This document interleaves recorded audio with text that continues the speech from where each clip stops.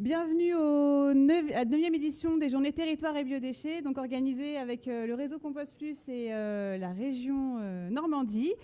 On va démarrer par des allocutions, donc l'allocution de la présidente du réseau Compost Plus qui est aussi maire de Pouzol et donc de la communauté de communes de la vallée de l'Hérault et qui fait partie du syndicat Centre-Hérault. Et ensuite, vous entendrez donc l'allocution de monsieur Hervé Morin, le président de la région Normandie.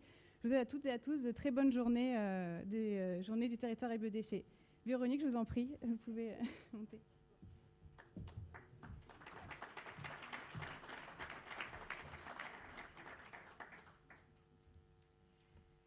Monsieur le Président de la région Normandie, Monsieur Hervé Morin, Monsieur le Vice-président de la région Hubert Dejean de la Bâtie, Mesdames et Messieurs les membres du réseau Compost Plus, Mesdames et Messieurs les élus, Mesdames et Messieurs les techniciens, nos collaborateurs et collaboratrices, Mesdames et Messieurs les représentants des associations de la filière, Mesdames et Messieurs, bonjour à toutes et à tous.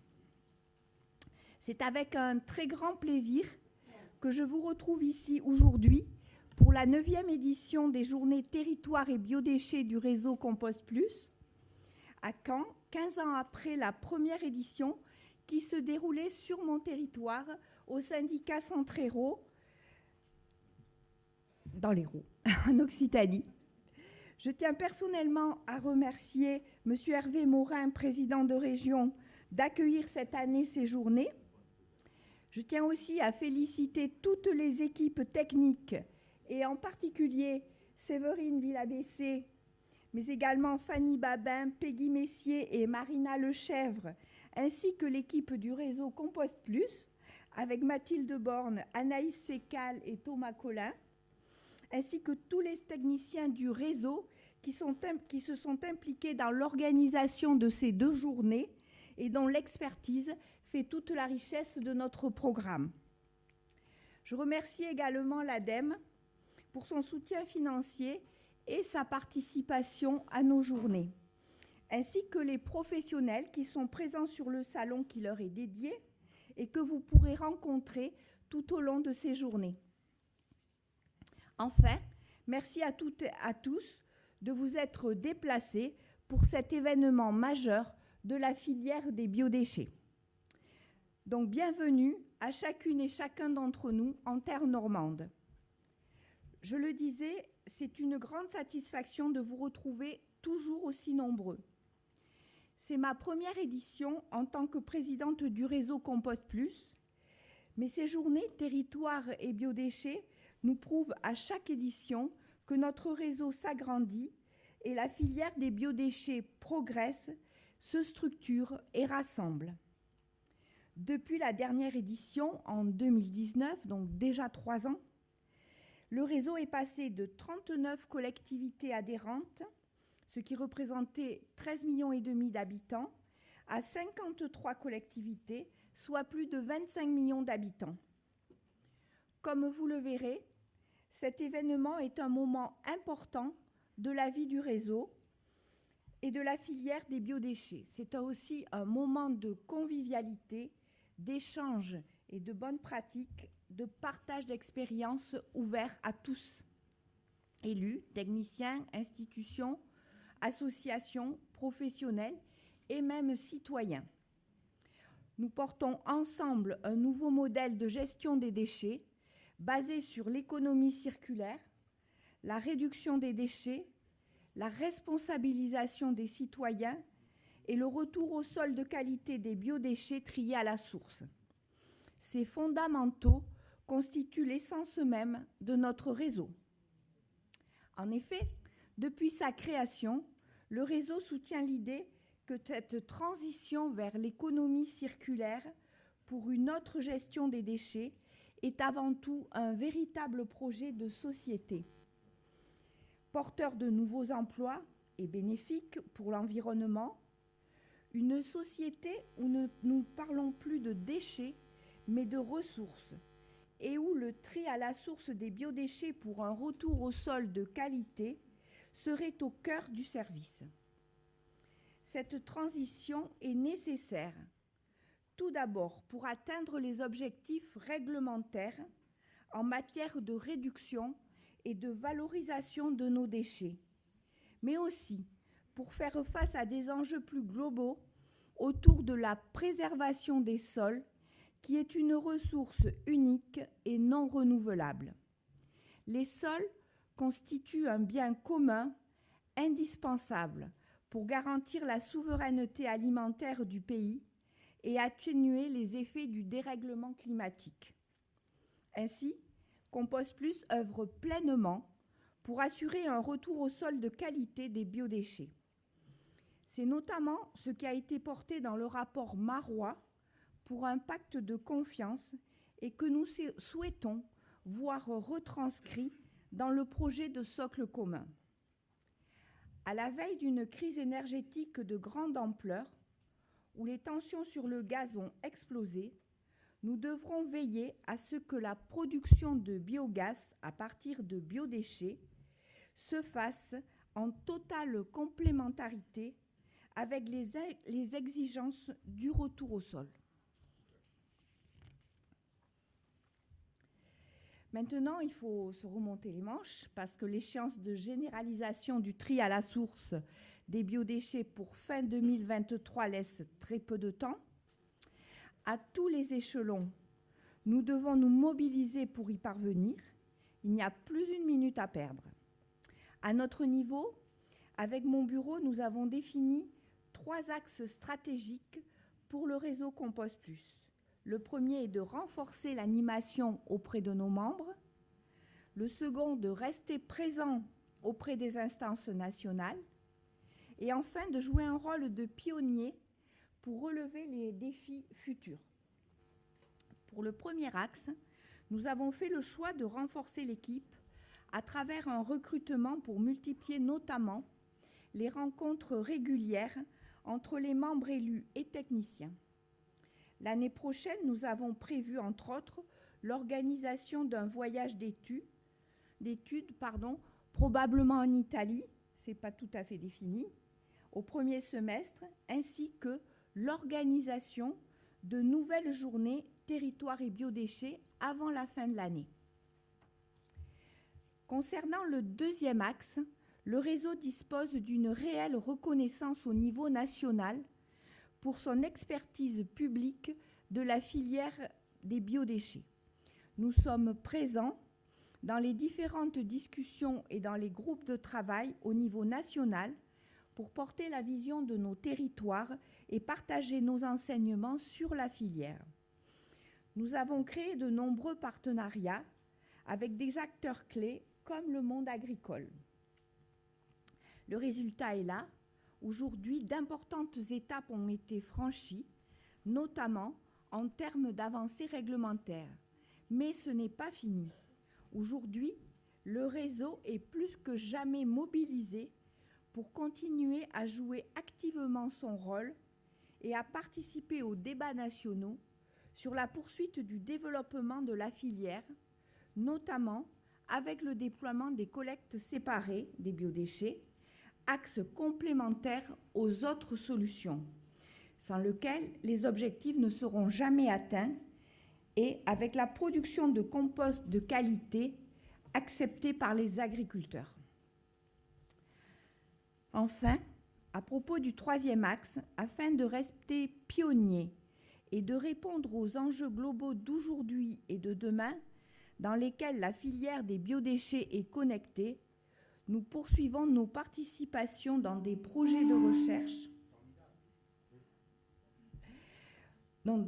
recherche connectés, aux côtés de l'INRAE notamment. Nos collectivités n'hésitent pas à tenter de nouvelles choses, à tester ou à proposer des innovations dans toutes sortes de domaines qui permettent de bouleverser les habitudes et casser les codes, avec toujours la même boussole, une gestion durable de nos ressources, plaçant l'usager au cœur des dispositifs. Nous croyons en cette place angulaire que l'usager occupe. Alors, pour cette 9e édition des Journées Territoires et Biodéchets qui arrive à un moment crucial pour tous et toutes à 475 jours de l'échéance d'obligation de tri à la source des biodéchets, je m'adresse à vous tous et toutes les collectivités, représentants du ministère de la Transition écologique et ceux du ministère de l'Agriculture, professionnels, associations, citoyens. Je souhaite que ces journées puissent vous inspirer, vous apporter une motivation supplémentaire, des pistes de réflexion et des réponses pour vous lancer ou aller encore plus loin. Encore merci à toutes les personnes qui travaillent depuis des mois au succès de cet événement et à la région Normandie pour son accueil et son travail. Je vous souhaite de passer un très bon moment lors de ces 2 jours en participant aux nombreux ateliers, animations que nous vous proposons, les tables rondes, les témoignages, les cafés-forums, les ateliers, les visites. Nous avons toutes et tous un rôle à jouer, principalement les élus, en créant les synergies nécessaires à tous les échelons de nos territoires. Merci à vous tous.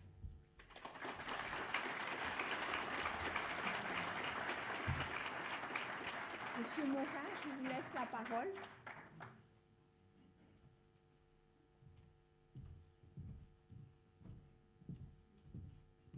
Bien, mesdames et messieurs, bonjour.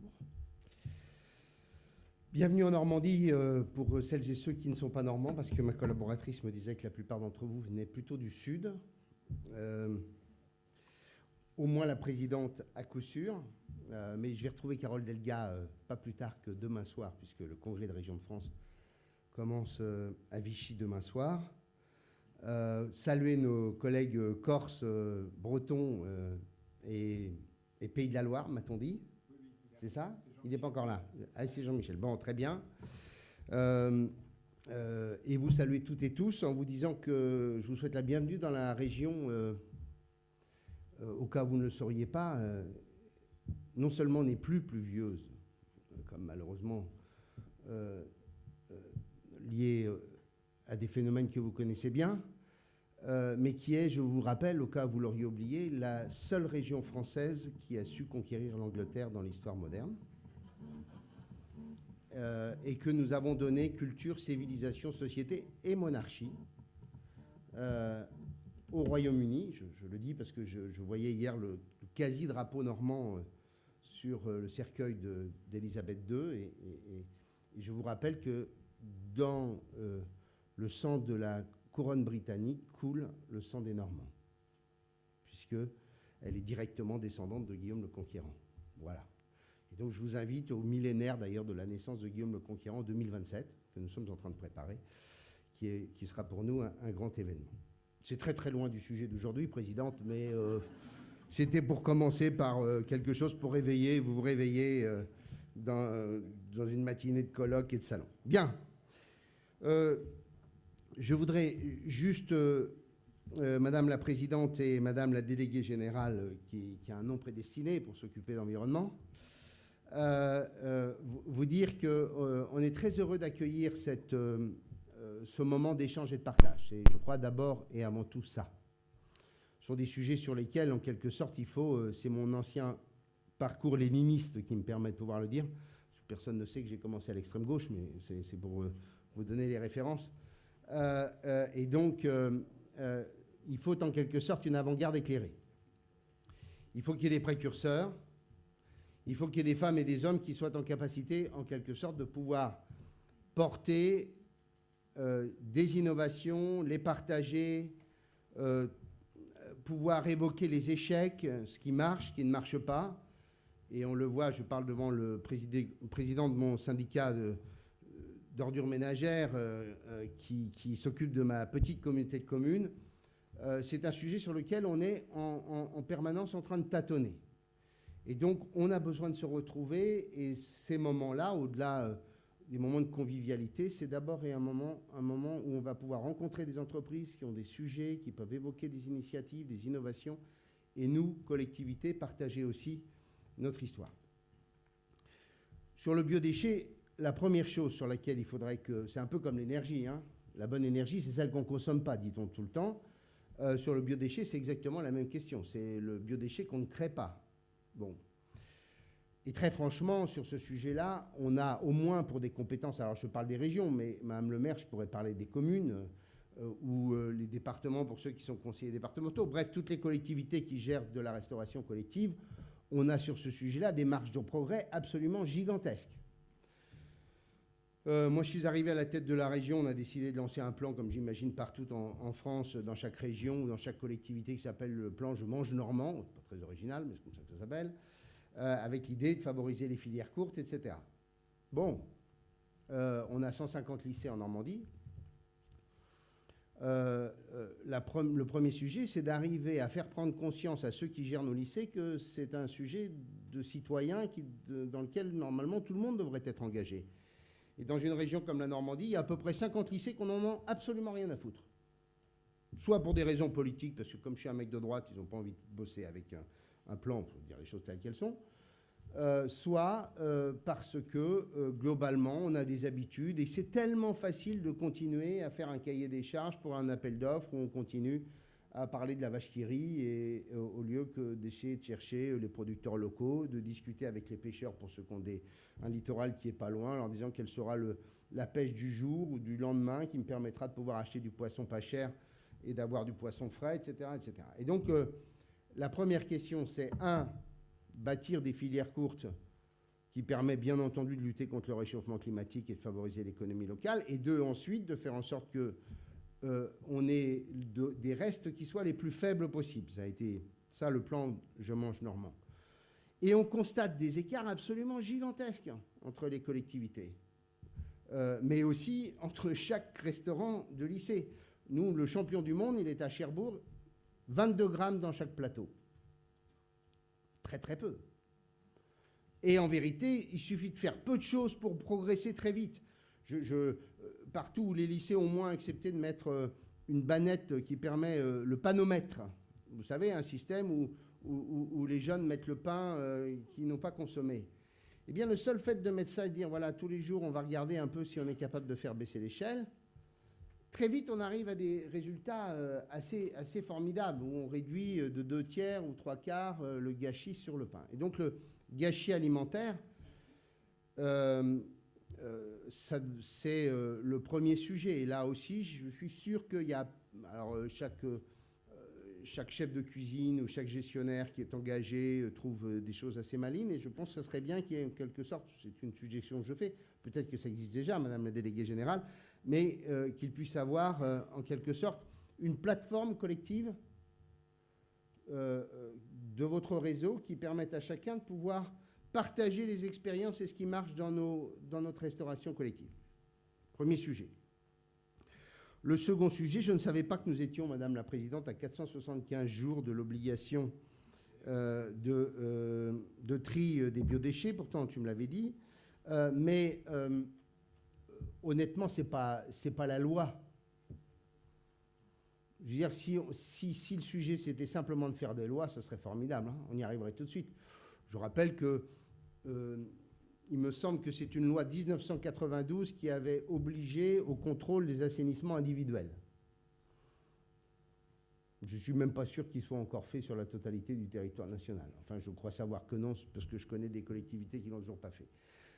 Donc, en clair, la question, c'est d'abord d'arriver à créer les conditions du partage. Tout à l'heure, là, en venant, je marchais sur le trottoir, il y avait une dame qui me dit bonjour et qui était en train de mettre ses bouteilles de verre dans un truc de tri, et je lui dis, c'est formidable. Elle me dit, mais monsieur, c'est ma responsabilité de le faire. Et donc, la première des choses, c'est d'arriver à bâtir l'idée d'une responsabilité collective. Et un truc qu'on a fait en Normandie qui ne marche pas trop mal, pardon, je vais parler de ma région parce que je ne connais pas ce que font les autres régions, ce sont les ambassadeurs du tri, qu'on appelle les léopards du tri, parce que pour nous, tout est léopardisé. Et donc, les léopards du tri, qui sont des jeunes, qui sont en service civique, etc., et qui font le tour des zones, ou des zones, enfin des quartiers, des villes et des villages, dès lors qu'il y a une intercommunalité qui veut bien s'engager dans cette histoire, et qui permet en quelque sorte de dire aux gens, voilà, c'est votre histoire, c'est votre affaire. Alors c'est vrai que c'est compliqué dans un modèle, du moins dans un pays où on a le sentiment que la conscience collective s'efface au profit du consommateur. C'est un autre sujet politique clé, mais il n'empêche que ça commence par ça, à mon avis, plus que par des questions d'obligation réglementaire. Parce que je peux vous dire que dans 475 jours, on sera très loin d'une application sur le territoire national.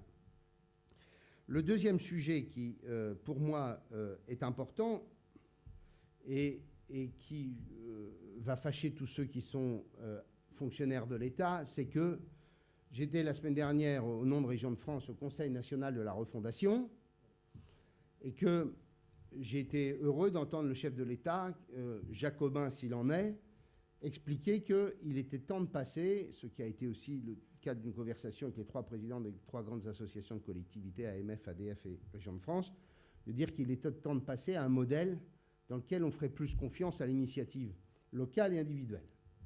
Moi, je continue à penser que les régions ne doivent pas simplement faire de la planification, qu'elles doivent aussi faire de la gestion, qu'elles doivent être en charge et qu'elles doivent être en capacité de financer et de construire avec les intercommunalités. Il y a un modèle qui marche très bien sur bien des sujets, c'est le couple région-intercommunalité. Eh bien, ce couple-là doit être le couple de demain sur la question globale de la gestion des déchets. Je pense que, pardon de le dire aux collaborateurs de l'ADEME qui sont dans la salle et qui font un boulot formidable et qui y croient, je continue à penser qu'il n'y a pas besoin de double interlocuteur sur ces sujets et qu'un seul suffirait et que les collectivités locales sont en capacité de pouvoir créer la mobilisation collective et de bâtir des plans. Parce que quand je discute avec mon ami Gilles Siméon, la question de la gestion des déchets en Corse, elle est plus compliquée qu'en Normandie, si j'en crois les conversations qu'on peut avoir sur ce sujet, et les problématiques ne sont pas non plus les mêmes. Bien, et donc, sur cette question-là, il faut très clairement qu'on écrive. Alors, le président de la République s'est engagé sur une nouvelle loi de décentralisation. Nous verrons s'il tient ses engagements. Mais la question environnementale, plus globalement que celle simplement des biodéchets, doit faire l'objet d'une vaste décentralisation. L'État doit conserver sa compétence sur toute une série de sujets, mais il doit l'avoir pleinement et totalement, notamment sur tous les grands sujets régaliens, mais faire comme le reste de l'Europe, c'est-à-dire considérer que les collectivités locales doivent être en autonomie sur ces sujets. Le troisième sujet que je voudrais évoquer très rapidement, et c'est tout, c'est la question des méthaniseurs. Sur les méthaniseurs, on est tous favorables aux méthaniseurs, on sait à quel point c'est difficile à implanter. C'est souvent difficile à implanter parce qu'il y a une ou deux brebis galeuses qui ont grosso modo créé les conditions pour que la rumeur dans la campagne fasse que tout le monde devient hostile à la méthanisation. Quand c'est bien fait, ça marche. Bon, et c'est pas polluant contrairement à ce qu'on raconte. Le seul sujet qui pour moi est clé, et donc j'ai fait modifier les règles d'attribution sur la méthanisation, c'est qu'il faut que ces méthaniseurs, que tout type de biodéchets qui vont dedans, il faut très clairement que ces méthaniseurs ne deviennent pas des structures, ou tout du moins des unités de production qui captent une partie de l'alimentation humaine. Et ça, c'est un sujet fondamental, parce que c'est plus acceptable. S'il s'agit de faire des champs de maïs à l'infini, retourner les terres pour alimenter des méthaniseurs, pour mettre du gaz dans les tuyaux, ça ne va pas. Et donc, il faut très clairement, et nous, on l'a désormais indiqué dans les notifications de subvention, les règles, c'est 15%, si j'en crois, dans l'accord qu'on a avec l'ADEME, maxi 15%. Il faut faire comme sur la politique agricole commune.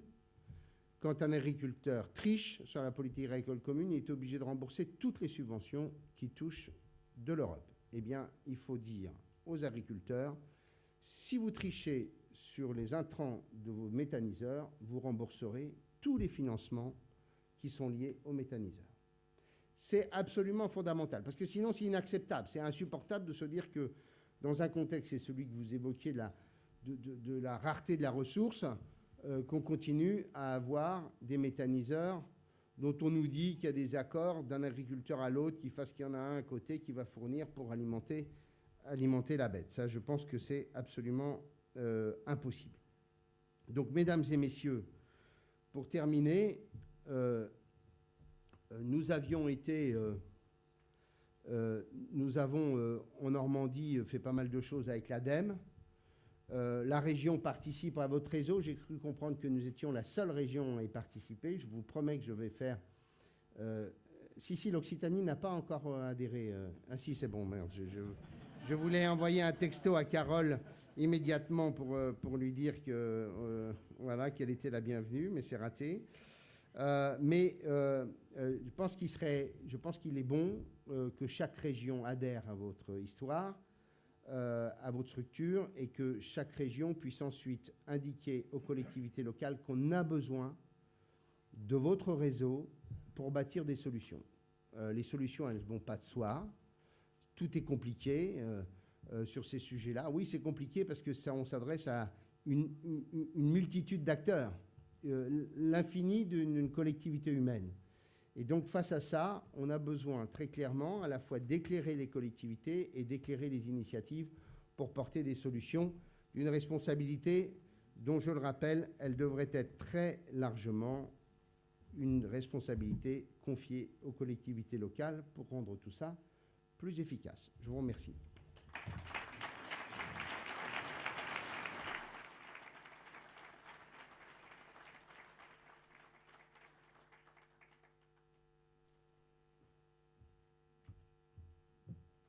Merci beaucoup, Monsieur le Président et Madame la Présidente, pour vos allocutions. On va donc démarrer le programme assez intense de cette journée par une première table ronde sur la qualité des composts au service du développement de la filière et de l'agriculture de demain. Cette table ronde est animée par Renaud Pigmal du SMICVAL et nous avons comme invité Mathieu Hermel, président du SM4. Je vous en prie, vous pouvez venir avec nous. Jean-François Auby, président du CEMOCTOM, et Philippe Camburet, le président de la Fédération nationale de l'agriculture biologique, la FNAB. Je vous remercie et bonne continuation.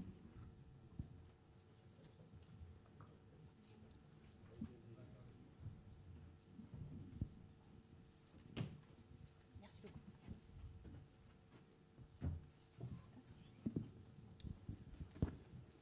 Merci Mathilde. Après ces mots d'accueil finalement qui aussi nous inspirent, et c'est intéressant aussi que la parole politique soit là pour guider, donner un cadre et une vision.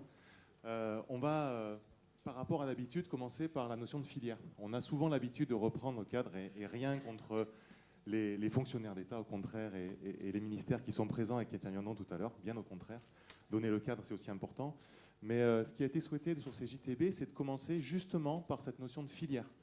On est souvent là entre nous, on en parlait avec M. Camburet, entre nous, entre gens de la gestion des déchets, qui pensons déchets, qui pensons réglementation, etc. On en oublie que finalement, sur beaucoup de sujets, et notamment la matière organique, on est sur cette notion de filière, cette notion de ressources, et qu'une fois qu'on a traité des déchets, il en reste quelque chose. Ce quelque chose, ce ne sont plus des déchets, ce sont des produits. Et notamment, le lien avec le monde agricole qu'a souligné la présidente Neil est vraiment important, parce qu'on n'est pas au bout de la chaîne. Au bout de la chaîne, il y a des utilisateurs. Donc pour nous, c'était important de commencer par ce sujet-là avec 3 intervenants et qui font le lien d'un côté collectivité et un côté du monde agricole. Donc avec M. Hermel, qui est président du SM4 en Alsace et qui est vice-président du réseau. Avec donc M. Auby, président du CEMOCTOM en Gironde, et Philippe Camburet, qui est président de la Fédération nationale de l'agriculture biologique. Donc c'était pour nous faire le lien au travers de leurs témoignages, de leur expérience, de ce qu'ils ont mis en œuvre et pourquoi ils l'ont mis en œuvre, mais aussi d'avoir le retour du monde agricole sur les attentes, finalement, la situation aussi attendue par ces agriculteurs vis-à-vis de cette matière organique. Pour nous, c'était important de commencer ces journées par cette notion de filière. Je vais peut-être passer la parole d'abord à Mathieu Hermel, en tant que vice-président du réseau, pour introduire un peu ce sujet-là sur ce côté politique et la vision des élus que peut porter le réseau et un élu comme vous, Monsieur Hermel. Merci beaucoup. Donc effectivement, un des sujets centraux, c'est cette ressource organique qu'on a sur nos territoires. On a réaffirmé hier soir en assemblée générale l'importance de la qualité de ce retour au sol. C'est un élément central dans ce qu'on appuie et ce qu'on défend au niveau des élus adhérents du réseau Compost Plus. Mais on est confronté également à une espèce de paradigme, puisque dans la gestion normale, habituelle de nos projets, on est confronté à la fois sur des choix à faire entre l'enjeu environnemental et l'équilibre financier qu'on est obligé d'avoir sur des projets comme ça, et ça bloque automatiquement ou ça réduit en tout cas l'assiette d'innovation. C'est également l'aspect à considérer les biodéchets comme une ressource, alors qu'en fait, on est plutôt là dans une logique et une obligation de réduction. Ça a été bien dit en introduction par M. Morin et par Véronique Neil.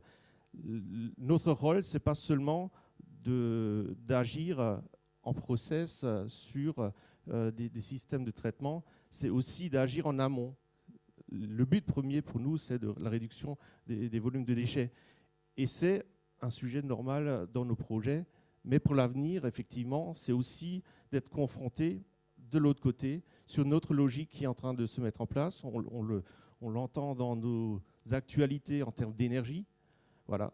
Les biodéchets peuvent être également ressources en termes de valorisation et de production de gaz. Et on est dans un espèce de paradigme et il faut mettre en parallèle tous ces éléments-là pour faire avancer les choses. Et donc, c'est effectivement le sujet de cette table ronde. Et je pense que c'est important d'avoir aussi la vision des projets qui avancent et également la relation qu'on peut avoir avec le monde agricole qui est un élément central de la réussite de ce retour au sol. Merci, Monsieur Hermel. Alors, j'ai oublié, mais je vais faire quand même une petite parenthèse. Je souhaite excuser Massimo Centemero, qui était le réseau italien qui devait être là, qui a eu un souci de santé, donc il n'a pas pu se joindre à nous. Donc, je pense qu'on le réinvitera à des prochaines journées. S'il y en a une prochaine, je pense qu'il se fera un plaisir. Il était très déçu de ne pas être parmi nous, mais on aura l'occasion de le réinviter. Peut-être que je vais passer la parole à Philippe Camburet quand même. C'était aussi intéressant d'avoir la parole du monde agricole et de commencer par là justement. Donc ce qu'on a dit après ces mots introductifs de Monsieur Hermel. Finalement, d'une part, c'était les questions à vous poser, de présenter finalement ce qu'est la FNAB. Et puis du coup, quelle est la situation un petit peu de l'agriculture biologique aujourd'hui en France ? Comment vous voyez son avenir, son développement ? Parce que ça part de là aussi. On va faire le lien avec le retour au sol. Qu'est-ce que vous pouvez nous dire un petit peu de cette situation-là ? Alors bonjour à toutes et bonjour à tous. Et puis d'abord, merci de cette invitation. C'est un plaisir pour moi d'être là pour parler avec vous justement de cette question des biodéchets, avec chacun évidemment notre définition de ce que ça peut être. Alors, l'agriculture biologique aujourd'hui, c'est à peu près 1/10 de l'agriculture en général. Tout dépend des filières, tout dépend des régions. 1/10 environ, et puis donc des agriculteurs qui il y a une quarantaine d'années se sont mobilisés pour faire reconnaître un cahier des charges, pour essayer de mettre sur le papier ce qui leur pensait être important pour poursuivre. Et donc la Fédération nationale est née à cette époque-là. Elle est née de regroupements départementaux et régionaux. Et aujourd'hui, on a fini par faire aboutir un règlement, un cahier des charges donc au niveau national, et puis ensuite un règlement européen, et un règlement européen qui a donc aujourd'hui toute sa valeur dans tous les pays d'Europe, avec ses forces, mais aussi ses faiblesses évidemment. Et on travaille au quotidien pour travailler justement sur les faiblesses et faire en sorte que ce règlement soit au rendez-vous. Alors l'agriculture biologique aujourd'hui, évidemment elle s'est beaucoup développée, elle a exploré bien des domaines et elle rencontre bien des succès dans bien des domaines, évidemment. Très concrètement, à ce jour, les agriculteurs bio, mes collègues, puisque moi je suis agriculteur et en Bourgogne-Franche-Comté, mais mes collègues aujourd'hui, et il y a peut-être d'autres agricultrices ou agriculteurs dans la salle, sont inquiets justement de ce contexte qui marque le pas. On a besoin de reprendre son souffle dans l'évolution de l'agriculture biologique qu'on avait jusqu'à présent. On marque le pas parce que, évidemment, on est pénalisé par une pandémie qui a bouleversé beaucoup de choses, qui a bouleversé non seulement des habitudes, des repères, mais aussi justement re-questionner l'ensemble des ménages sur la part du budget alimentaire dans le budget global.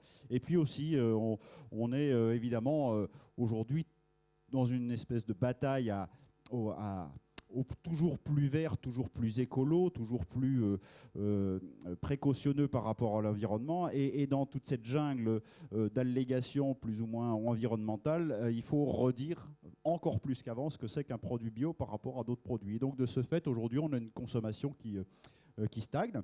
Alors, elle stagne sans doute pas pour longtemps, parce que je pense qu'il y a aussi un grand enjeu pour l'alimentation en général et la transition alimentaire de nos territoires, c'est le développement de l'alimentation bio, et notamment dans la restauration collective. Donc j'en profite aujourd'hui, parce que je sais que pas mal d'entre vous sont aussi au moins concernés par le sujet, mais on a un grand enjeu de développement de l'alimentation bio aujourd'hui. La loi Egalim est passée par là, elle a fixé des repères, elle n'est pas contraignante, chacun fait ce qu'il peut dans son secteur, ou chacun fait ce dont il a envie aussi. Je ne vais pas reprendre les propos du président Morin tout à l'heure, mais en tout cas, on a constaté que là où on a vraiment pris le parti du bio il y a longtemps, eh bien, on a aussi un très bon résultat sur le grammage des déchets par plateau.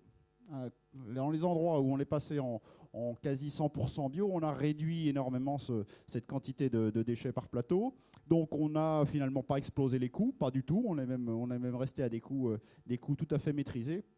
Et c'est là qu'on voit qu'on est dans un enjeu de chercher le gagnant-gagnant, donc à la fois gagnant sur les déchets, et puis gagnant sur la qualité alimentaire, et puis sur la satisfaction aussi des élèves et des convives qui finalement, dans tout ce qu'ils ont pris sur leur plateau, ne rejettent de moins en moins. Donc voilà où est-ce qu'on en est. On a des solutions à apporter, et ces solutions, elles sont peut-être aussi à trouver avec vous en ce qui concerne la matière organique. La matière organique, c'est un des éléments clés aujourd'hui retenus en agronomie pour qualifier la santé d'un sol.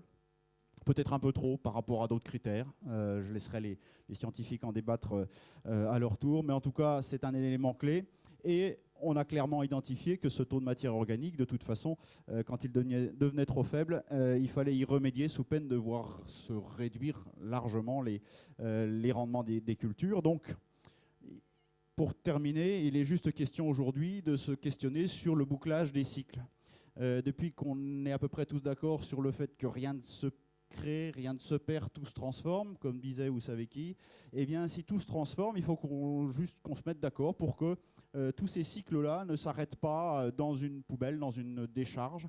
Il faut que ça continue, que ça fasse un cycle avec des réorientations par moment, effectivement, du tri de plus en plus évolué.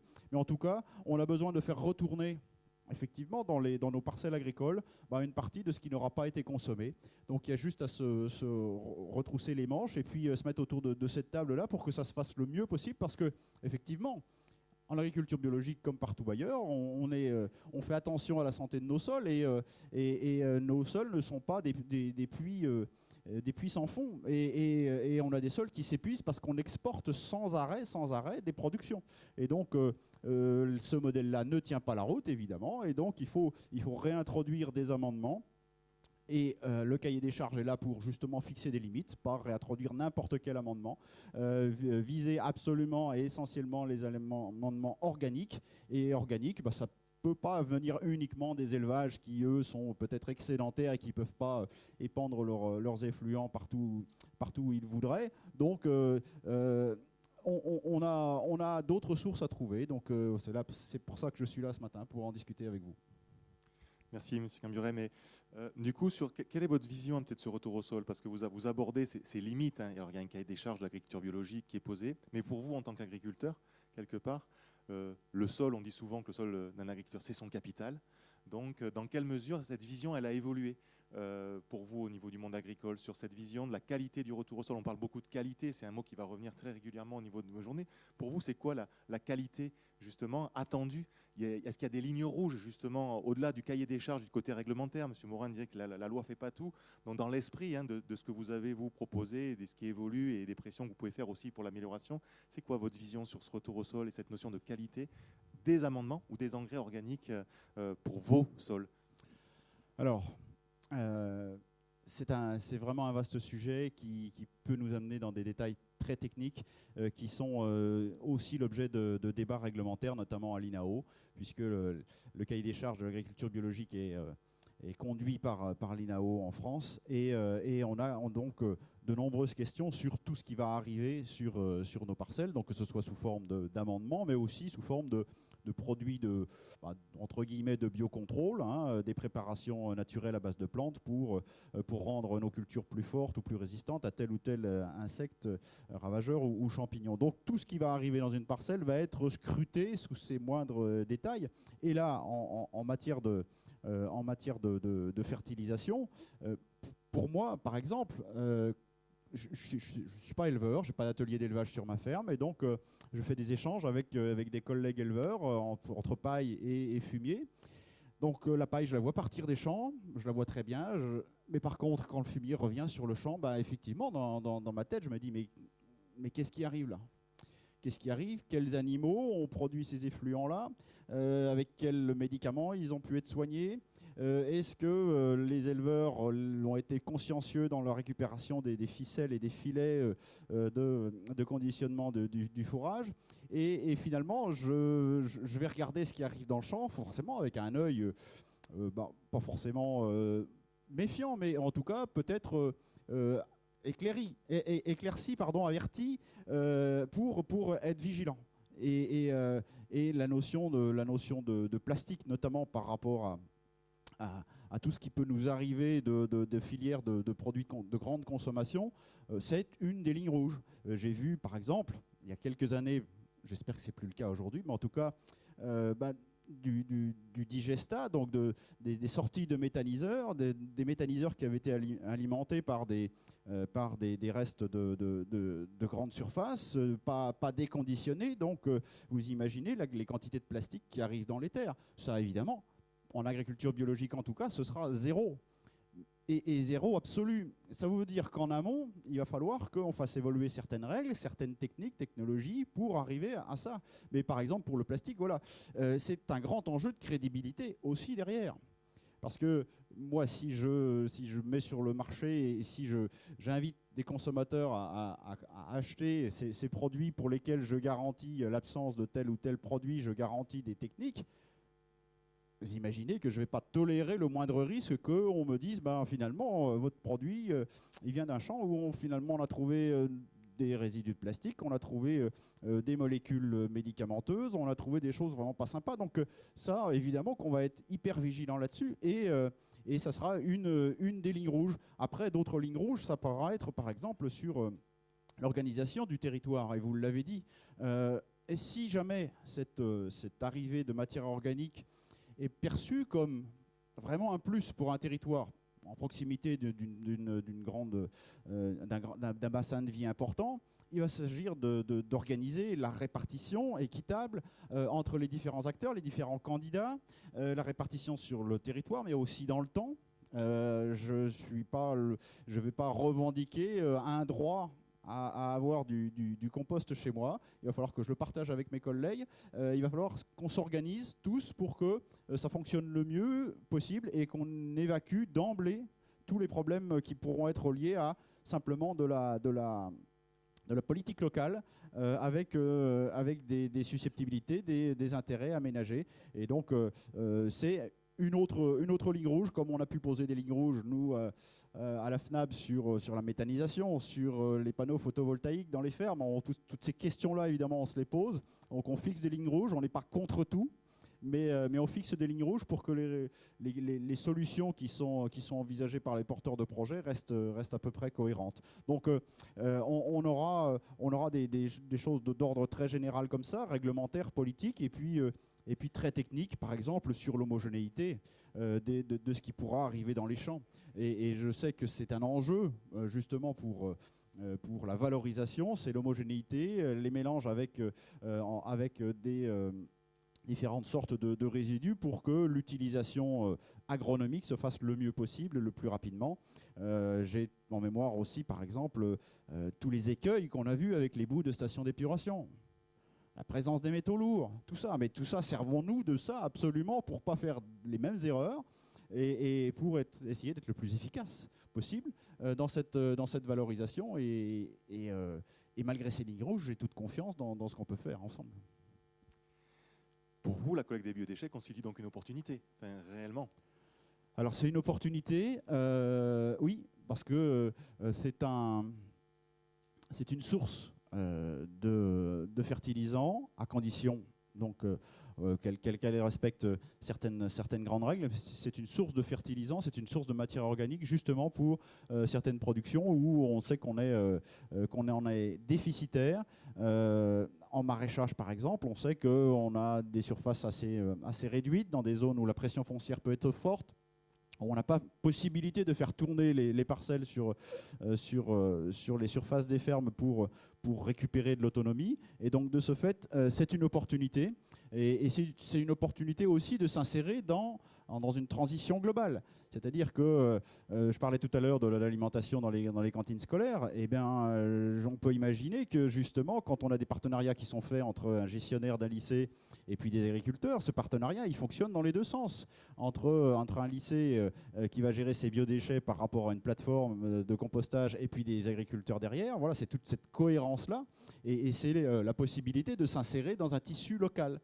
On a des agriculteurs bio qui sont très isolés dans leur coin, qui font leurs petits trucs dans leur coin, ils ont leurs clients, et il reste. Eh bien, ça, peut-être que c'est pas souhaitable partout. Et quand on veut y remédier, eh bien, c'est s'insérer dans ce tissu local en tant qu'interlocuteur, en tant que maillon d'une chaîne, en tant qu'un élément d'un cycle. Et si possible, un cycle vertueux, hein, de ce dont je parlais tout à l'heure. Donc, ne passons pas à côté de cette solution gagnant-gagnant qui s'offre à nous. Peut-être une question par rapport au socle commun qui fait l'actualité. On en parle beaucoup. Quelle est votre position aujourd'hui sur ce qui est attendu, puisque c'est toujours pas sorti? Ou est-ce que vous en avez une en tout cas? Ou comment vous vous positionnez aujourd'hui sur ce projet de socle commun? Alors, en matière de normes, je crois qu'aujourd'hui, il faut qu'on se re-questionne aussi sur la façon de créer la norme, la façon de l'interpréter, la façon de l'appliquer, la façon de contrôler qu'elle est respectée, la façon de sanctionner éventuellement des dérives. La question de la norme, aujourd'hui, concernant les fertilisants, il faut qu'on se la pose aussi par une entrée justement de respect, alors pour nous, agriculteurs bio qui avons des contrôles très réguliers par rapport à nos cahiers des charges un peu spécifiques, on a l'habitude de ce contrôle et moi je voudrais, à la rigueur, je suis fier d'être contrôlé, il n'y a pas de problème, le contrôleur, je l'accueille les bras ouverts sur la ferme parce que c'est une question de crédibilité pour ce que je fais. La confiance aujourd'hui, je pense que c'est bien gentil, la confiance, hein, on a tous un stock, on en donne, on en récupère aussi, mais on ne peut plus passer par un système de confiance absolue, par de l'autocontrôle, par de l'autocertification comme on en voit partout aujourd'hui. Alors, dans tout un tas de domaines, hein, dans des services, dans la production de biens, de consommation ou autres. L'autocontrôle, l'autocertification, c'est de l'autosatisfaction finalement. On se fait confiance, on a un contrôle tous les 2, 3, 4, 5 ans. On est prévenu longtemps à l'avance pour se mettre en conformité, il n'y a pas de problème, et on continue comme ça. Aujourd'hui, la qualification technique et scientifique des amendements devra passer par un système normé, clair, pour lequel on aura du financement. Et moi, je serai prêt, enfin, les contrôles chez moi, je les paye. Donc, il faudra financer du contrôle, mais je crois qu'on est aujourd'hui dans une société où le contrôleur, la contrôleuse sont des gens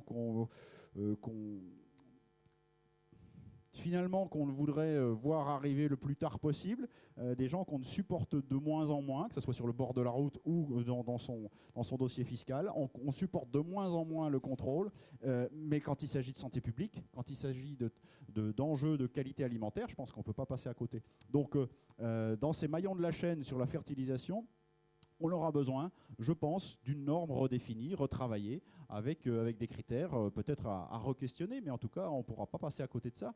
Et donc, un socle commun, oui, évidemment, mais à condition qu'on se fixe des objectifs vraiment ambitieux pour qu'on ne risque pas le discrédit. Ne risquons pas le discrédit sur nos filières alimentaires, sur nos projets de transition alimentaire. On a des PAT qui se construisent, qui se reconstruisent, qui s'assemblent partout. Ne jetons pas le bébé avec l'eau du bain. Quand on a réussi à créer de la concertation à ce niveau-là sur les questions alimentaires, si en amont, la question de la production se trouve discréditée, on aura du mal à s'en relever. Et finalement, ce sont nos concitoyens qui vont perdre confiance et qui vont se retourner, malheureusement, peut-être allègrement, dans des systèmes où finalement, ce n'est pas forcément la vertu du territoire qui compte, c'est peut-être la vertu simplement du porte-monnaie pour réorienter les budgets sur d'autres postes. Et c'est la grande surface, le fast-food et tout un tas d'autres acteurs qui vont peut-être s'en trouver vainqueurs. C'est important ce que vous dites, et d'ailleurs il y aura des éléments sur les référentiels qualité, le référentiel ASCA par exemple que le réseau Compost Plus a mis en œuvre et qui correspond après ce que vous dites sur l'exigence du tiers expert, de l'organisme certificateur qui vient et qui est indépendant et qui peut venir avec une parole libre et intéressante justement pour faire progresser des aspects de qualité qui seront au cœur de nos débats. Dernière question et qui fait le lien avec les collectivités et les deux intervenants suivants, c'est un peu, on parlait du produit, mais finalement, comment vous voyez le lien, vous, de l'agriculture et de la fédération que vous représentez avec les collectivités, c'est-à-dire la notion de partenariat ou d'échange. Comment vous voyez ce travail futur? Est-ce que vous l'envisagez? Est-ce que c'est les partenariats? Nous, on se dit qu'on a des liens avec le monde agricole, mais est-ce que c'est réciproque de votre part avec les collectivités, en tout cas, au-delà du produit lui-même, quel qu'il soit ou d'où qu'il vienne? Alors, l'agriculture biologique, parce qu'elle va dépasser ces 10% de représentativité, elle va dépasser aussi un certain niveau de popularité dans l'esprit commun de nos concitoyens, mais aussi de nos élus. Bon, il y a bien entendu beaucoup d'agricultrices et d'agriculteurs qui font partie d'un conseil municipal, d'un conseil communautaire et qui peuvent témoigner à ce sujet-là, mais néanmoins, on est aujourd'hui identifié comme une possible solution, une proposition de solution en matière alimentaire, justement pour correspondre aux envies de qualitatifs proches. Le circuit court et bio, finalement, aujourd'hui, plus personne ne le remet en question parce qu'on y voit aussi des opportunités finalement d'essor, de dynamique locale qui sans ça finalement trouvait pas trop de sens. Donc on se voit interrogé de plus en plus, et dans nos groupements départementaux, si je parle pour le mien, mon département de Lyon, il se passe pas 2 mois sans qu'on ait un appel d'une collectivité locale pour venir travailler sur un PAT. On aurait besoin de producteurs, aidez-nous, trouvez-nous des producteurs, venez à nos réunions, etc., etc. On est interpellé sur notre vision des choses. Donc, finalement, cette question du compost, cette question des déchets, des biodéchets, elle va juste se rajouter à ce qui se fait déjà et peut-être être la dernière pierre à un édifice plus important qui va être ce dernier maillon de ce cycle-là. Puisque je crois que malheureusement, même si le nombre d'adhérents a beaucoup évolué, il est encore loin d'être suffisant. On a encore beaucoup de collectivités qui ont beaucoup de choses à apprendre sur ce sujet-là. Et on peut être, nous aussi, des ambassadeurs de cette question-là. Des ambassadeurs auprès de ces collectivités qui, pour l'instant, se focalisent sur le plus urgent. Le haut de la pile. Le haut de la pile, il y a des tas de choses dans le haut de la pile. Et finalement, en attendant ces quelques seulement centaines de jours qui nous séparent du coup près qui sera peut-être pas si affûté que cela, comme le disait le président aussi, on verra bien, mais en tout cas, les priorités les unes après les autres. Et la question des biodéchets, les ordures ménagères fonctionnent, on fait déjà un peu de tri, et bien passons à l'autre sujet urgent. Voilà un petit peu ce qu'on peut entendre, et c'est bien normal, c'est naturel. Mais on peut, nous, se positionner comme ambassadeurs du tri des biodéchets et ambassadeurs intéressés. Ambassadeurs intéressés parce que derrière, effectivement, on peut participer à un circuit de valorisation qui permette justement un retour au sol, mais pas un retour au sol qui ne rimerait à rien. Un retour au sol qui serait simplement fournir de la matière organique pour aller alimenter, enfin, fertiliser un champ qui lui-même sera destiné à des cultures qui iront dans un méthaniseur. Peut-être que je déroule un peu le scénario un peu trop loin, mais cherchons à augmenter l'efficacité de ce qu'on peut faire. Donc, si j'ai en face de moi des responsables de collectivités qui cherchent une valorisation pour ces produits-là, je vais évidemment orienter en priorité vers de la culture vivrière locale qui vont apporter des aliments qui seront consommés localement. Et pour que ça rentre aussi dans le schéma de transition alimentaire prévu dans un PAT ou pas, mais pour que ça rentre dans une logique de territoire. Donc, je pense qu'on a des réseaux qui sont présents sur le terrain, qui ont tout à gagner à collaborer, dans la mesure où on va pouvoir trouver ensemble des solutions gagnantes-gagnantes. Et c'est ça que j'espère pouvoir voir aboutir, parce que aujourd'hui, on a trop à reprocher à notre système de consommation et finalement de production de déchets. On est allé sans doute trop loin, on prend le problème peut-être, même s'il y a des précurseurs, et on aurait peut-être dû suivre les précurseurs, mais on prend le problème sans doute avec un peu de retard. Donc ne perdons pas les occasions de rattraper ce retard. Et on a des contre-exemples à ne pas suivre, on a des exemples à suivre, servons-nous de tout ça. Et vous êtes, à la tête de ce réseau pour justement mettre en avant ce qui marche. Et je ne vois pas de raison pour lesquelles on n'arriverait pas à fonctionner. Mais en tout cas, l'agriculture bio, elle est là à votre écoute. Elle a de la surface, elle a des productions candidates pour ces biodéchets. Il faut juste qu'on se mette d'accord sur le référentiel qualitatif pour qu'on ne prenne pas les risques, ni pour nous, ni pour vous, ni pour les consommateurs, et pour que tout ça fonctionne finalement dans le meilleur sens possible, en mettant en avant vraiment les vertus du système, parce que l'agronomie, c'est aussi ça, c'est faire revenir à l'étape suivante toutes nos étapes de consommation. Je ne vais pas remettre en question un anthropocène un peu trop consommateur, justement, mais par moment, il faut se poser ces questions-là aussi. Donc, quand on en vient à dépendre d'engrais azotés qui viennent d'endroits où les choses sont de moins en moins simples, avec des coûts de plus en plus importants, reconcentrons-nous peut-être sur ce qu'on peut faire à l'échelle des territoires. Merci, Monsieur Gamburet, pour ce message optimiste aussi, hein, malgré tout. On va passer la parole à Monsieur Hobby. Puisque finalement, le lien avec les collectivités, il y a aussi des choses qui se font entre la fédération et le réseau. Il y a un projet, peut-être M. Hobby en parlera. Donc du coup, M. Hobby, vous êtes président du CEMOCTOM en Gironde. Est-ce que vous pouvez nous présenter un petit peu la collectivité et puis en quoi, aujourd'hui, pourquoi vous vous êtes engagé de manière générale sur l'organique et la question des biodéchets finalement. Bien, je vous remercie. Alors vous avez parlé, M.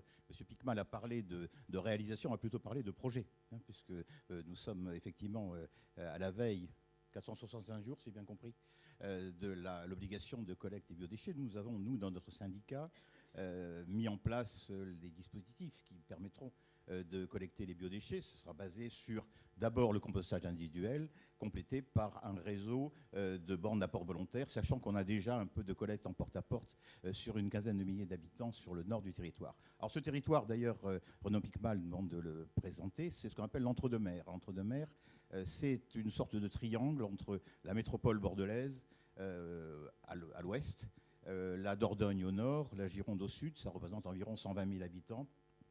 C'est un territoire qui a une particularité qui va expliquer ce que nous voulons faire. C'est un territoire historiquement viticole, essentiellement viticole. C'est dans le vignoble bordelais, ce ne sont pas les appellations les plus nobles. Les appellations les plus nobles, elles sont chez mon ami du Smigval notamment, mais pas uniquement. Mais ce sont des appellations qu'on appelle le Bordeaux, Bordeaux supérieur, Cadillac, première côte de Bordeaux, qui sont des appellations traditionnelles de notre vignoble. C'est un territoire qui connaît des mutations importantes. La partie ouest du territoire est limitrophe de la métropole bordelaise et connaît effectivement une forte expansion urbaine. En fait, tout l'ouest du territoire devient un territoire périurbain avec des phénomènes d'arrachage de vignes, même si le SCOT et les PLU limitent ces arrachages. Et le reste du territoire est resté un territoire essentiellement viticole, mais c'est un territoire en crise. Il faut savoir que Bordeaux a une image de grand vin. En réalité, sur le vignoble bordelais, il y a environ 4500 exploitations. On appelle ça des châteaux chez nous. Et là-dessus, il y a 150 grands crus qui, eux, vivent très bien. N'ayez pas peur. N'ayez pas peur pour eux. Mais une fois qu'on a enlevé les 150 grands crus, il reste 4350 exploitations qui sont souvent en difficulté, qui subissent la crise de la vente du vin, qui subissent le gel en hiver, qui subissent la grêle en été, ça n'a pas été le cas cet été, mais on a eu le gel en hiver, et qui subissent un phénomène de mévente, ce qui fait qu'il y a effectivement une crise générale de viticulture girondine, surtout sur notre territoire. Et pour lutter contre cette crise, eh bien, les viticulteurs sont parfois appelés à arracher des vignes, hein, ça se passe dans un certain nombre de cas, à organiser, à améliorer leur exploitation, et certains maintenant se tournent vers l'agriculture vivrière, un petit peu de maraîchage, un petit peu d'élevage, pour compléter leur activité. Tout ça pour montrer, alors ce n'est pas la catastrophe absolue, mais l'agriculture girondine, en dehors des grands crus, est une agriculture qui souffre. Alors nous, dans notre territoire, pour ce qui concerne les biodéchets, on s'est dit la chose suivante. On s'est dit, on va collecter les biodéchets, on va les collecter surtout dans des bornes d'apport volontaire et un peu de porte-à-porte pour ce qui en reste, et un petit peu la collecte des gros producteurs. Comment ça peut servir notre territoire? Quel peut être le service que peuvent rendre les biodéchets sur notre territoire? Sachant que c'est un territoire qui est aujourd'hui très peu autoconsommateur, parce que même si on boit beaucoup de vin, on ne peut pas se nourrir que de vin. Donc il faut aussi, on a peu de production agricole classique, on a peu de production d'élevage, donc comment rendre à notre territoire ce dont il a besoin? Et pour rendre à notre territoire ce dont il a besoin, eh bien on s'est dit que finalement, il fallait utiliser les biodéchets pour faire du compost, qui servira à l'agriculture, notamment à l'agriculture biologique, j'y viendrai tout à l'heure, et à l'agriculture vivrière qui se développe un peu. Alors l'agriculture biologique en Gironde, c'est, d'après les chiffres du Conseil interprofessionnel des vins de Bordeaux, 12,2% de vignobles girondins, bordelais, qui soit en bio, soit en conversion. C'est un chiffre en augmentation. On est un peu au-dessus de la moyenne nationale. Je me tourne vers le président qui pourra le confirmer. Et il y a de plus en plus de propriétés, effectivement, qui se tournent vers l'agriculture biologique. Donc notre projet est un projet à bâtir, que l'on est en train de bâtir avec la Fédération régionale de l'agriculture biologique et avec l'appui, on l'espère, de France Agrimaire et de l'ensemble des collectivités qui nous aident. France Agrimaire, pour l'instant, ne nous a pas totalement retenus. Eh bien, nous souhaitons effectivement organiser un système de partenariat entre les agriculteurs biologiques, alors plusieurs, groupés, pas groupés, en coopérative, pas en coopérative, peu importe. Un système de partenariat que nous ferons entre nous et les agriculteurs biologiques pour leur fournir du compost dans des conditions avec des qualités qui correspondent à ce qu'ils attendent, bien entendu. Ce n'est pas le plus simple, vous l'avez évoqué tout à l'heure, hein, ce n'est pas le plus simple, mais ça suppose effectivement que nous nous organisions pour que le compost que nous allons, les biodéchets par contre nous allons collecter, deviennent du compost à usage viticole. La viticulture accepte très bien le compost, en a besoin en substitut des engrais de synthèse qui peuvent exister sur le marché aujourd'hui. Alors tout est à bâtir, tout est à bâtir. On n'a pas d'idée préconçue sur la façon d'organiser le partenariat. On discute avec la Fédération régionale de l'agriculture biologique, avec l'appui des organismes qui nous aident, pour bâtir ce partenariat dont les modalités restent à déterminer. Nous considérons dans notre syndicat qu'on est en fait des fournisseurs facilitateurs. C'est comme ça que je qualifierais notre rôle. Fournisseurs, oui, parce que nous collectons les biodéchets et que nous pouvons les amener dans des centres de compostage, des unités de compostage, dans des lieux à déterminer. Ce ne sera pas forcément des grandes unités de compostage, ce sera plus probablement plusieurs unités de compostage qui fédéreront des agriculteurs biologiques, des viticulteurs biologiques. Et d'où, bien sûr, notre rôle, c'est de faciliter la mise en œuvre de cela, de créer les conventions, de déterminer les aides financières, d'aller chercher des aides financières, d'aider les agriculteurs à s'organiser eux-mêmes, hein, ce qu'on essaie déjà de faire à petite échelle. Et c'est là-dessus qu'on a à bâtir quelque chose. Ce que nous pensons en tout cas, c'est que, bien entendu, on va faire la collecte des biodéchets, la collecte séparée des biodéchets. On va la faire de façon importante, mais que notre rôle essentiel, c'est de rendre au territoire ce que nous collectons et d'aider au développement économique du territoire. C'est dans notre feuille de route, le terme est peut-être adéquat, nous pensons que l'économie circulaire basée sur là-dessus, c'est aussi notre rôle. Donc, rendre au territoire ce que nous lui prenons et favoriser le développement économique. C'est comme ça que nous bâtissons les choses. Alors, tout est à bâtir, mais on a déjà de bonnes bases pour bâtir quelque chose d'intelligent avec la Fédération régionale de l'agriculture biologique qui, chez nous, est essentiellement viticole. Merci, Monsieur Houby.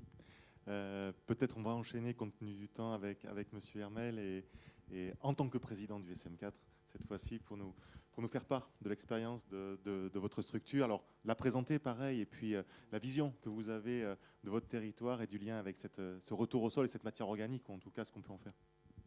Alors, donc, nous sommes situés en Alsace. Pour présenter rapidement le SM4, en fait, on s'occupe principalement du traitement des ordures ménagères et des biodéchets. On ne s'occupe pas de la collecte, puisqu'on couvre 6 collectivités qui, elles, s'occupent de la partie collecte. Donc, on est une espèce de plateforme globale à essayer de regrouper ces 6 collectivités qui couvrent grosso modo le territoire de la porte de Colmar jusqu'au sud d'Alsace. Voilà, ça représente 155 000 habitants, pour vous donner un ordre de grandeur. Et pour un peu mieux comprendre le cheminement du syndicat vers les plateformes de traitement de biodéchets, c'est d'en connaître aussi la genèse. C'est-à-dire qu'en 1985, le syndicat avait en charge la création d'un site de compostage et d'un incinérateur. Et donc, suite à des levées de boucliers de la population, à un certain moment, on est tombé en face d'un mur et il y avait l'obligation d'arrêter cet incinérateur. Donc en 2004, il a été décidé d'arrêter cette partie de la production et on s'est recentré en fait sur la partie compostage uniquement. Assez rapidement, il y a eu un axe principal qui était le biodéchet, avec toute une logique derrière d'adaptation, puisque sans tri correct, sans fléchage correct en amont, on risquait d'avoir un petit peu de soucis, et il y avait vraiment une volonté politique d'aller vers une organisation du territoire beaucoup plus aboutie en ce sens. Ce qui fait qu'en 2010, très clairement, il y a eu des actions qui ont été menées au préalable en termes de choix de tri, etc., qui ont permis de démarrer clairement les plateformes de traitement de biodéchets avec le tri à la source. Donc on a cette antériorité qui fait que des fois il y a des ruptures qui obligent à, et c'est ce qui s'est passé à cette période-là. Et pour autant, depuis 2010, on est plutôt dans une logique de construction. C'est-à-dire qu'on s'est obligé à aller vers du qualitatif. Tout d'abord par l'obtention d'un écolabel européen en 2014, et cette volonté qui a été vraiment marquée au sein du syndicat d'aller vers ces labellisations qui sont un gage de qualité important pour convaincre également les partenaires qu'on peut avoir, et en particulier le monde agricole. Pour faire le joint avec la partie agricole, une des difficultés qu'on avait également, c'est que avant, quand on traitait en compostage des ordures ménagères, c'était une ressource financière pour les agriculteurs, puisque pour revaloriser ce produit, on finançait les agriculteurs pour le mettre en champ. Et lorsqu'on est passé dans la logique de biodéchets, on était dans une logique de produit, de qualité, et on a changé la tendance en demandant une contribution financière pour épandre ce produit. Ce qui est vraiment marrant, c'est que c'est la qualité, c'est le dialogue et c'est la prise en compte de l'intérêt de ce produit final qui fait que ça a déclenché les choses en un moins de temps. Il y a un agriculteur qui l'a expérimenté, qui l'a testé et qui a obtenu des super résultats. Et après, ça fait boule de neige. Et en l'espace de 6 mois, on avait l'ensemble des agriculteurs qui étaient preneurs. À un tel point qu'aujourd'hui, avant d'être produit, la production est déjà réservée pour les différents agriculteurs qui sont nos clients. Donc c'est déjà un élément important, et la labellisation avec l'ASCA par la suite est un élément central par rapport à l'évolution justement en termes de qualité, puisque ça oblige aussi au niveau de la plateforme, au niveau des exploitants et au niveau du suivi du SM4, puisqu'il y a vraiment un partenariat qui est en place avec la société Paprec, c'est qu'on est vraiment dans une proximité et on essaie de réagir très rapidement pour aller encore plus loin. Donc aujourd'hui, pour vous donner un ordre d'idée, on a à peu près 14 000 tonnes de biodéchets qui arrivent sur la plateforme, 4 000 tonnes de déchets verts. Donc il y a un mélange qui est fait en démarrage avec tous les cycles jusqu'à la maturation. Et on a grosso modo 1% de refus, ce qui n'est franchement pas énorme. Et on travaille continuellement encore avec Paprec sur l'évolution. Et c'est la clé vraiment derrière en termes de revalorisation, puisque 95% du produit va vers le monde agricole, le restant est en direction de l'habitant. Et donc c'est vraiment quelque chose qui est plutôt intéressant à voir dans la démarche. Et les 5% ont aussi leur importance, c'est-à-dire ça oblige aussi à faire le lien avec l'habitant et à le responsabiliser. Et là je vais faire un lien, puisque ce qu'on revend aux agriculteurs, c'est aussi important qu'en amont, les habitants s'approprient le sujet dans leur rôle. Et on travaille vraiment en lien avec l'ensemble des collectivités. On a vraiment créé un espèce de collectif pour que justement le lien se fasse sur le terrain avec les habitants, sur leur rôle à jouer au niveau du tri, mais pas que. Il y a d'autres sujets qui se font en parallèle. Et si on parle aujourd'hui de l'amendement organique, ça fait partie justement des actions qu'on mène. Notre objectif, c'est vraiment de faire prendre conscience que l'habitant a son rôle à jouer dans le système, qui fait que plus on travaille en amont sur la qualité du produit qu'on va intégrer dans notre plateforme, meilleur est le rendement, mieux sera la fonctionnalité en termes de production, etc. Donc tout ça, ça a son importance pour arriver à un produit de qualité. Et aujourd'hui, les ratios qu'on a à peu près en termes de quantité de biodéchets par habitant et par an, c'est 60 kg de biodéchets.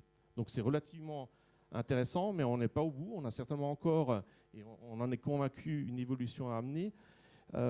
L'autre constat qui est également important, on parlait tout à l'heure de collaboration et de lien avec à la fois le monde agricole, mais pour nous, on est aussi là dans une animation avec les 6 collectivités qui sont adhérentes. Il y a une obligation de travailler avec elles justement sur une autre façon de fonctionner. Et cette notion de co-construction et de co-développement a son importance. Et ce collectif dont je vous ai parlé tout à l'heure, c'est aussi un moyen de faire le lien avec les différentes collectivités, que ce soit élus ou techniciens, pour aller encore plus loin et pour partager l'expérience. Et la labellisation ASCA amène également cette logique-là. Aujourd'hui, il y a 6 collectivités qui sont labellisées au niveau de ce label ASCA.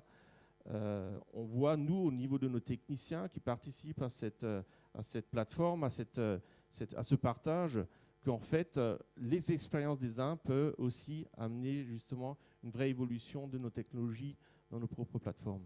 Donc c'est extrêmement important d'avoir ce relationnel et j'invite bien sûr l'ensemble des collectivités à aller vers ce type de labellisation parce que c'est très formateur à la fois pour nos techniciens, mais surtout ça nous permet aussi de gagner de l'efficience lorsqu'on met en place de nouvelles plateformes ou quand on veut faire évoluer nos plateformes.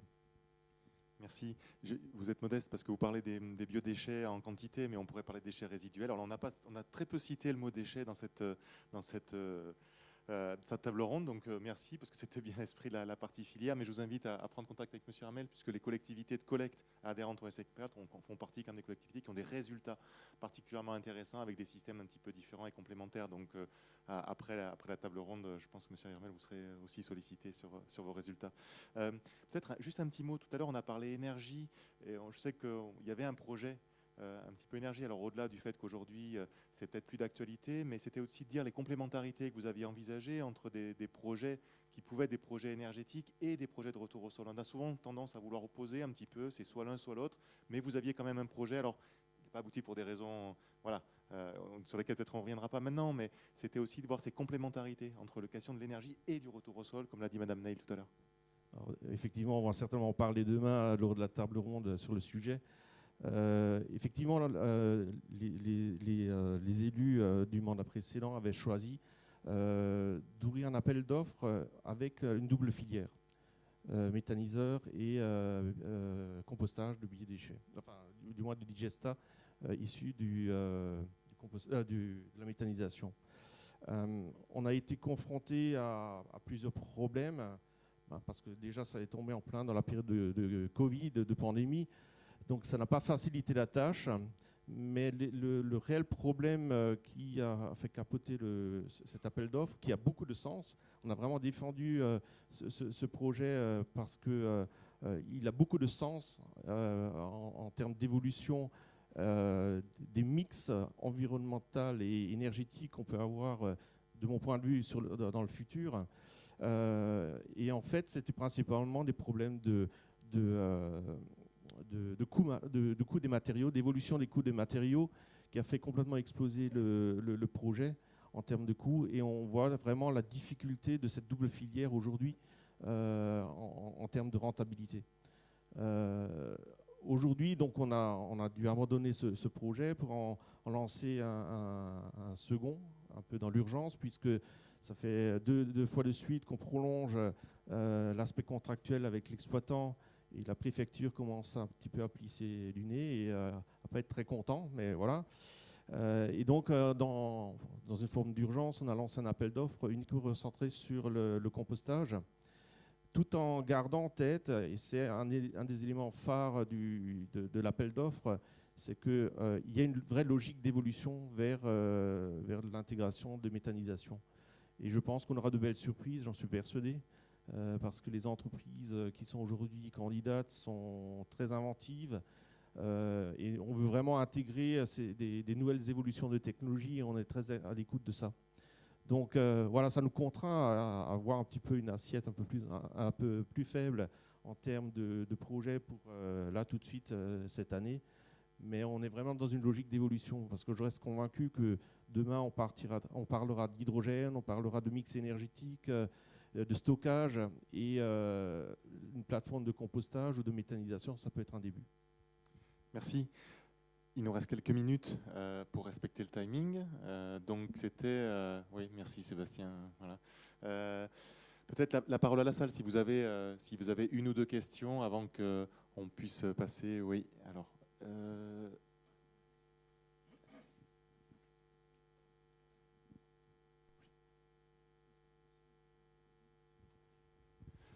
Merci Mathilde. Merci. Oui, je vais d'abord me présenter. Je suis le président du syndicat à Hervé Morin et j'ai une casquette agricole. J'étais président de la Chambre d'agriculture il y a encore 2 ans. Donc nous, on envisage sur notre syndicat la collecte des biodéchets. Mais il y a une spécificité normande, c'est le lin. En Normandie, les 5 départements deviennent producteurs de lin. Ce n'est pas une filière alimentaire, mais c'est une filière de grande qualité et la région fait tout d'ailleurs pour aider cette filière. Il faut absolument que l'on se rappelle bien ce que Saint-Exupéry avait dit, que la terre, on ne l'héritait pas de nos parents, qu'on l'empruntait à nos enfants. Il n'est pas question que dans les sols normands, on mette le moindre corps étranger. Vous savez, un petit bout de plastique de 2 cm, ça vous rejette une balle de lin de 400 kg. Donc ça veut dire qu'il faut être irréprochable sur la qualité du retour au sol, que ce soit sous forme de compost ou sous forme de digesta, peu importe, le résultat est le même. Et je pense qu'en Normandie, il faut absolument qu'on réfléchisse des conditionneurs, de manière à être sûr du produit qui sort, parce qu'on a eu des tristes expériences de mécanoterie en ordures ménagères en Normandie, qui est une catastrophe ambulante, et on a pollué les sols pour des dizaines et des dizaines d'années. Donc je pense que ça soit en bio ou en conventionnel, moi j'ai eu la charge du bio en Normandie pendant plusieurs années, donc je connais un petit peu. Je ne suis pas producteur bio, mais je connais bien. Donc il ne faut surtout pas opposer les deux, mais ça vous l'avez bien dit, donc il n'y a aucun problème. Mais il faut surtout que ce qu'on restitue au sol, ça soit très très bon et très propre. Alors on a parlé de bout de station d'épuration, on est sur un autre dossier, très prudent, il faut être très prudent sur ce dossier, mais je pense que nous, dans nos déchets, là, il est clair que quand on va aller chercher des déchets dans les grandes surfaces, il va falloir qu'on ait un déconditionneur hyper efficace. Sinon, on va faire plus de mal que de bien. Le retour au sol, on en a besoin, nos sols en ont besoin, c'est évident. Mais je voulais vraiment expliquer cette spécificité normande. Il n'y a pratiquement que la Normandie ou 2-3 départements voisins qui font du lin. On est devenus les chefs en Europe, hein, parce que les Belges sont dépassés largement. Donc on pèse très lourd, ou un vilain. Donc il faut faire attention à nos sols. Hein. Ça, c'est capital. Hein. Voilà ce que je voulais dire. Merci de votre témoignage qui rejoint un petit peu les interventions, c'est-à-dire le souci de qualité, avant tout penser aux débouchés et aux utilisateurs qu'on peut avoir. Une autre question, un autre témoignage?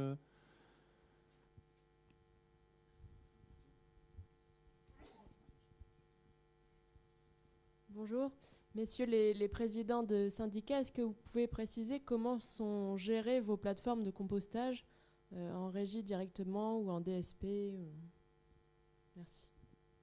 Alors en ce qui nous concerne, c'est en DSP, c'est-à-dire que Paprec, quand j'ai évoqué leur nom tout à l'heure, aujourd'hui c'est Paprec qui s'occupe de notre plateforme, mais on travaille vraiment en lien, c'est-à-dire il y a une personne au syndicat qui est dédiée à ce relationnel avec à la fois le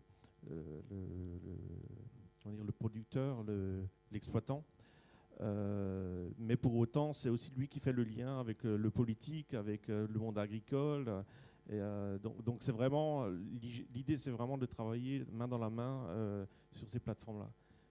Dès lors qu'on a un rapport de force qui est déséquilibré, en règle générale, les résultats ne sont pas très bons. Donc on privilégie vraiment cette logique-là de collaboration très, très, très appuyée. Oui, je veux répondre, parce que pour nous c'est un souci. Hein. Le Sémoctom, c'est environ 120 000 habitants. Nous n'avons pas de plateforme de compostage. Les déchets verts partent dans le département voisin, qui est le département de la Dordogne.